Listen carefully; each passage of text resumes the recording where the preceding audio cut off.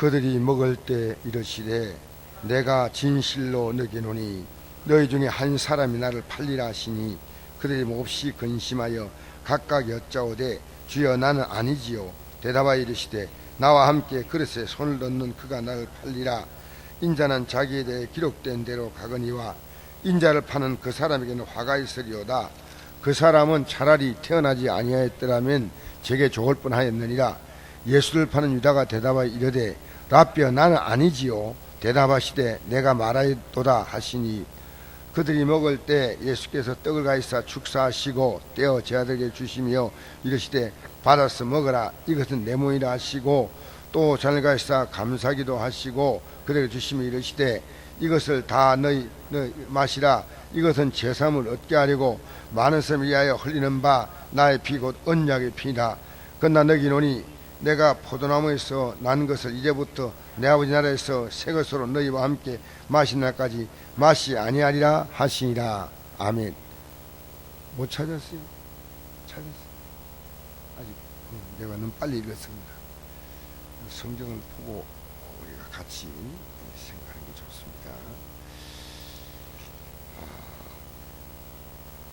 예수님께서는 성만찬을 대하실 때 이렇게 말씀하셨습니다. 너희 중에 한 사람이 나를 팔리라 그랬습니다. 나를 팔리라. 제자들이 다 둘러 앉아 있는데 너희 중에 한 사람이 나를 판다는 이 얘기를 하셨습니다. 그들이 몹시 근심해서 각각 말했습니다. 주여 나입니까? 나와 함께 그릇에 손 넣는 그가 나를 팔리라.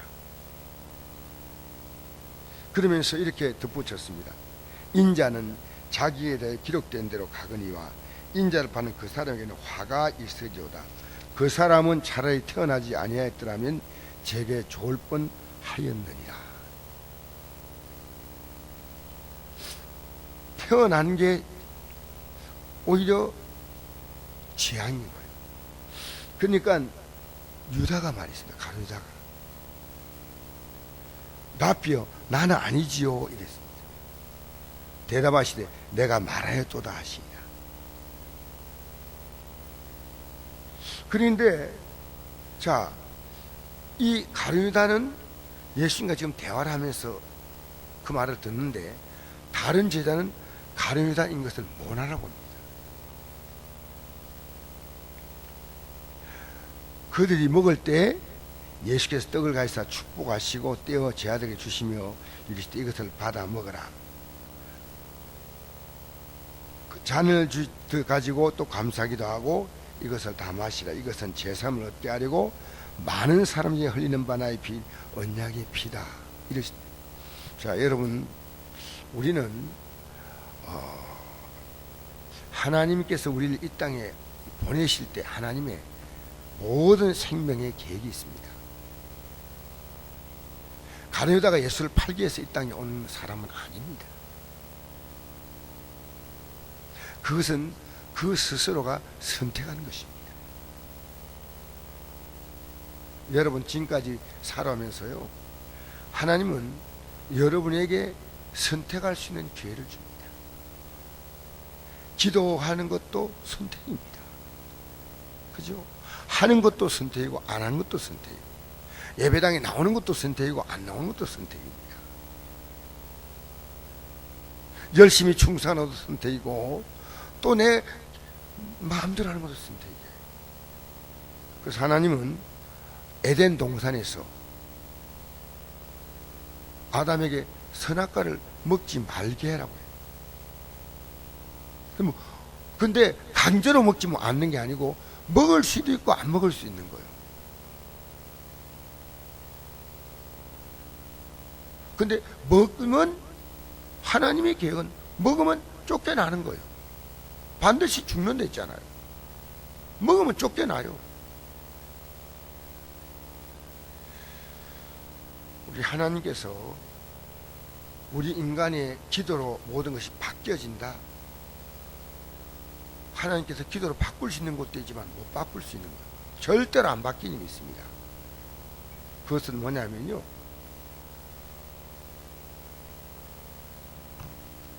여러분, 이 땅에서 선택할 수 없는 게 참 많아요.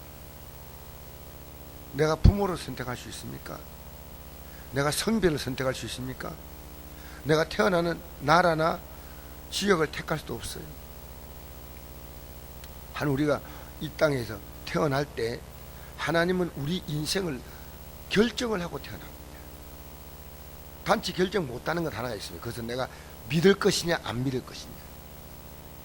그리고 어떤 의미에서는요, 우리가 예수 믿을 수 있는 이런 때 태어났다는 것은요, 우리에게 주신, 우리가 태어날 때 우리가 받을 수 있는 최고의 복이에요. 우리의 조상들은 예수 믿을 수 있는 기회가 없었어요. 쉽게 말하면 우리가 태어나는 동시에 예수 믿을 수 있는 최고의 복을 받는 사람들이에요. 어떤 의미에서는 역사 속에서 예수를 믿을 수 있는 이런 좋은 환경에 태어난다는 것은요, 결코 쉽지 않습니다. 하나님은 이 세상이 막 이렇게 요동하고 막 흘러가도록 하나님이 두는 게 아니고, 하나님의 계획 가운데 모든 것이 지금 진행되고 있고, 여러분의 인생도 이 땅에 와서 여러분에게 주어진 어떤 하나님의 계획은 이미 다 서 있습니다. 여러분이 결정을 믿음에 결정하느냐 아니냐, 그거지. 자, 우리 기도하면 바뀌어지는 게 있지만 절대 안 바뀌는 게 있습니다. 하나님께서는 우리 예를 들어 보십시다. 사도 바울이 육체의 가시가 있어 하나님께 기도할 때 하나님은 그걸 안 고쳐주었어요. 하나님은 그것 가지고 오히려 바울이 기도하다가 이랬습니다. 나중에는 내가 약할 그때 강하다.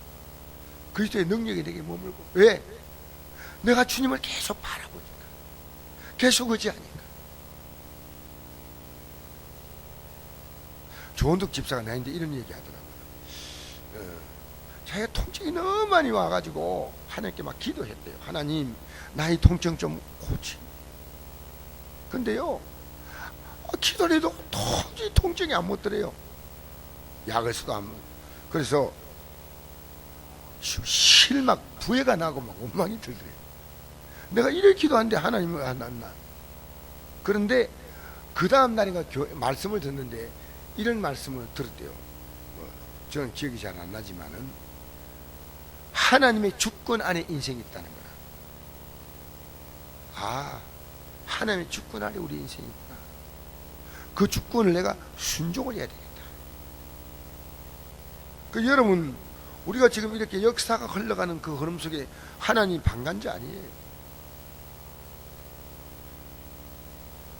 어떤 역사의 흐름 속에도 우리는 우리가 해야 될 결정이 있습니다. 우리는 기도로 절대로 못 바꾸는 건, 하나님이 내 인생과 이 국가 역사와 세계 역사를 하나님의 손에 딱 있다는 거죠. 우리는 기도하면은요, 그걸 감당할 믿음이 되는 거예요. 기도하면은 그 속에서 하나님의 은혜를 가지고 승리할 수 있는 거지요.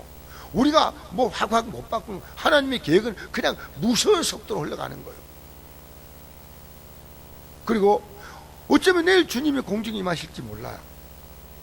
그 여러분이 막 주여 빨리 오시옵소서, 안 된다는 거예요. 하나님의 계획을. 그러니까 이 가룟유다가 태어나지 않으면 좋을 뻔했다. 우리는 가룟유다가 악력을 갖고 누가 태어나겠습니까? 하나님이 태어나게 하신 거예요. 근데 본인이 이 악한 역할을 본인이 원했던 거예요. 여러분, 이 땅에서 여러분이 살면은 여러분이 두 가지 가운데 하나를 할 수 있어요. 사람을 기쁘시게, 하나님을 기쁘시게. 이번에 국회의원이 와가지고 그 얘기했잖아요. 그 주제가 사람을 기쁘게 할 것이냐, 하나님을 기쁘게 할 것이냐. 사람은 기쁘게 누굽니까? 나 기쁘게. 하나님 기쁘게. 하나님 기쁘시게. 그야말로 우리는 똑같은 과정 속에서요, 그것을 우리가 선택을 해야 된다는 거예요. 항상 기뻐라, 희망을 기다려, 범사에 감사하라. 이 땅에서 왜 모든 삶이 모든 것이라면요, 우리는 항상 기뻐할 것이 아무것도 없어요. 어떤 의미에서? 범사에 감사할 것도 없어요. 그러나 여러분, 우리가 알아야 할 것은요, 이 창세기 15장에 보면 이런 말씀이 있습니다.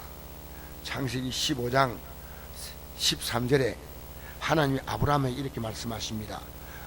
너는 반드시 알라. 내 자손이 이방에서 객이 되어 그들을 섬기했고 그들은 400년 동안 내 자손을 괴롭게 하리니 그들이 섬긴 나라를 내가 징벌할지며 그 후에 내 자손이 큰 재물이 끌고 나오리라.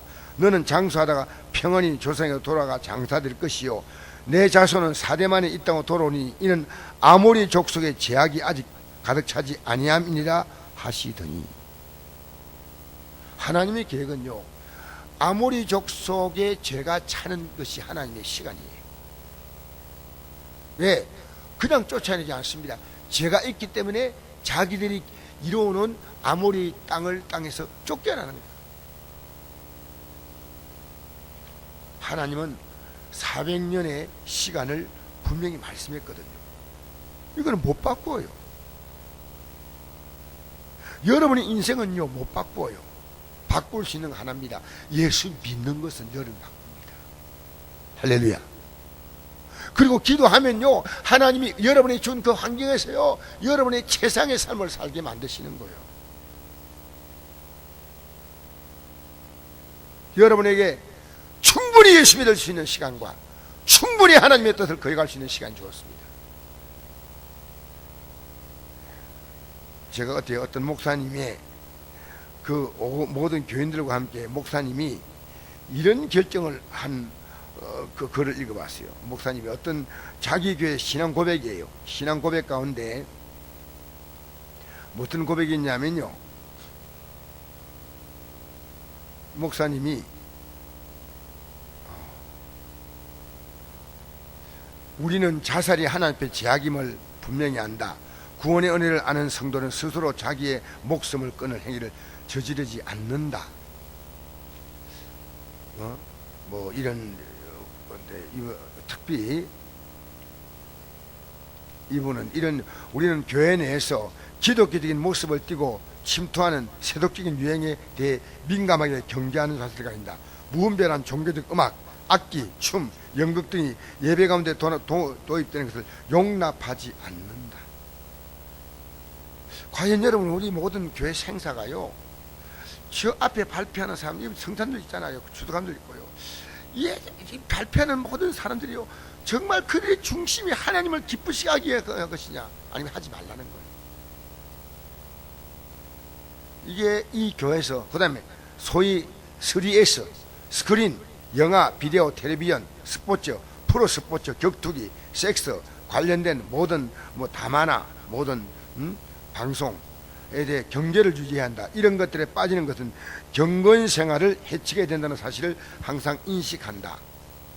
우리는 자녀들이 세속 학교 교육에 물들지 않도록 최대한 노력을 기울여 교육에 임하고자 노력한다. 자녀들이 학교 공부에 충실하도록 지도하기에 앞서 교회를 통한 말씀과 교리교육에 충실해야 함을 기억해야 한다. 여러분, 목사님이 이런 얘기를 했더라고요. 공부에 세상 공부보다도 하나님 말씀을 가르치는데 먼저 주력하라는 거예요. 여러분, 우리는 지금요, 하나님께서 스스로 역사 속에서 하나님의 시간표를 딱 내놨어요. 지금이 그 마지막이에요. 왜냐하면요, 여러분은 지금 생각 없이 모든 하나님과 관계없는 생각들이 너무나 눈도 귀로 막 들어오는, 무분별하게 우리가 믿음에서 정말 도저히 믿음 생활을 하기가 너무나 어려운 시대가 지금 바로 우리가 시대입니다. 여러분, 그걸 느끼지 못하면 안 돼요. 지금은요, 이제 일어나서 이제 주님께서 오심을 우리가 깨닫고 고개를 드려야 됩니다. 그러니까 지금 내가 우리나라가 이 대통령의 문제고 하나님이 대한민국에 준 문제입니다. 이거는 역사를 우리는 못 바꿉니다. 우리는 거기서 우리 역할을 하는 거예요. 알겠습니까? 하나님의 시간표는 무섭게 흘러가고 있다는 거예요. 여러분의 주어진 삶의 시간도 하나님은 정해진 시간이 있습니다. 그 시간 속에서 때로는 사고로 죽을 수도 있고 병으로 이 땅을 떠날 수 있지만요, 믿음의 사람은 하나님이 자기에게 준 그 삶의 자리에서 주를 섬기다가 이제 진짜 우리의 삶이 펼쳐질 날이 온다는 거예요. 하나님의 계획 시간은 이미 다 끝났어요. 여러분 이 땅에 어떻게 살 것인가? 갓나게 살고 병들어 괜찮아요. 괜찮아. 여러분이 하나님을 거역하는 삶을 결정하지만 그 자리에서, 알겠습니까? 여러분, 하나님의 계획을 우리가 바꿀 수 없다. 제가 오늘 새벽에 또 너무 길게 할 수 없기 때문에 저는 앞으로 길게 하지 않기로 결심을 했어요. 할렐루야. 그런데 제가 어제요, 다니엘서 보면서 소름이 끼치는 거예요. 왜? 여러분, 성경에 세계사가 다 나와 있어요.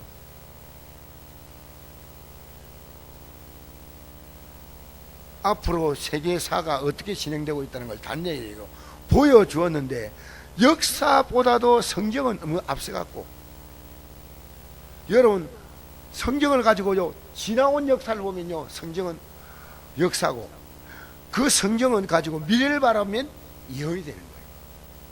개인의 삶도 마찬가지예요. 내가 지금 어떻게 미래에 될 것이냐, 성경은 다 말하고 있다는 거예요. 성경은요, 주님을 따라오라는 겁니다. 우리가 이런 상에서 예수 어떻게 믿을 것이냐 하면, 우리 성경을 볼 때 이스라엘 나라가 혼란스러워서, 우리보다 더 혼란스러울 때 어떻게 했냐, 예수님이 어떻게 했냐 보고 따라오라는 거예요.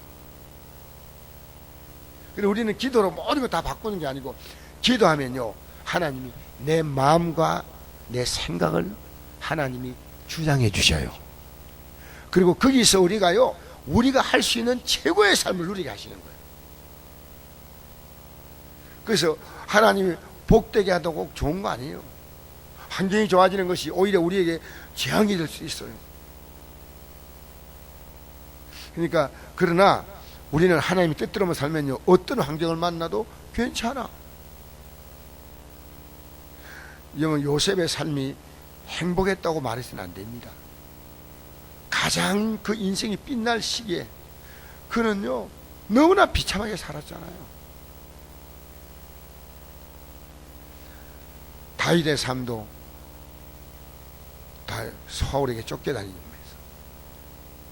그 목숨이 정말 발 앞에 등불이었어요. 근데 나중에 잘 되고 보니까요, 이 다윗이 타락한 거예요.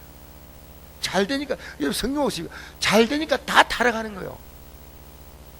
잘 되어서 타락하지 않은, 사도 바울 같은 경우는 계속 고난의 길을 걸어갔지만은 사실은 타락하지 않는 역사가 없습니다. 이스라엘 역사를 보니까 그렇더라고요. 그래서 다윗은 왕이 되고 난 다음에 저지른 죄 때문에 자기 집안이요, 풍비박산이 납니다. 어떻게 자녀가 자녀끼리 죽일 수 있습니까? 자녀가 자녀끼리 근친상간할 수 있습니까? 자녀가 아버지를 죽이려고 하는 건 이처럼 비참한 집안이 다윗이 범죄했기 때문에. 나중에 다윗이 깨닫잖아요, 평생을. 그래서 아비삭과 동침하지 않잖아요. 여러분, 이 땅에 살면서요, 하나님이 여러분이 준 삶을 바꾸려고 하지 말고요, 여러분의 생각을 바꾸십시오. 그리고 끝까지 주님을 따라가는 거예요. 하나님이 안 되게 하는 것은 인간이 안 돼요. 내가 되는 것이 억지를 부리면요, 그것이 오히려 내 삶에 더 불행이 옵니다. 순응해 사는 것이 좋습니다. 그러면서 최선을 다하는 거예요. 최선. 제가 공부할 게 너무 많아요. 여러분에게 풍부한 성년식을 가르치기 위해서는 앞으로 공부를 참 많이 해서 우리 성도들이 이 진리를 쉽게 이해할 수 있도록 가르쳐 줘야 되겠다는 그런 의욕이 올라와요. 여러분, 우리의 운명은 못 바꿉니다. 그러나 내가 주님을 향한 마음은 바꿀 수 있습니다. 여러분, 세상에 여러분의 마음을 뺏기지 마세요. 뺏긴 만큼 여러분은 다 손해봅니다. 하나님의 택한 백성이라고요, 하나님 여러분이요, 세상에 마음 뺏기고 살면요, 하나님이 아니라는 것을 깨닫게 하기 위해서 우리에게 그 깨달음의 고통을 주는 거예요. 여러분이 주님 놓지 않는 한 잘못돼도 하나님은 버리지 않습니다. 그러나 내가 잘못한 결정에 대해서는요, 내가 어느 정도의 하나님은 그 삶의 가치를 바꾸는 그 고통, 그걸 징계라 그렇게 징계. 그러니까 제가요, 어제도 그걸 깨달았어요. 제가 내용은 밝히지 않지만요, 하나님 앞에서 내 생각도 내가 잘못하니까 하나님이 이걸 작은 걸 깨닫게 하시는구나. 기도하겠습니다. 좋으신 아버지 감사합니다. 이 아침에 나온 주의 백성들이 자신의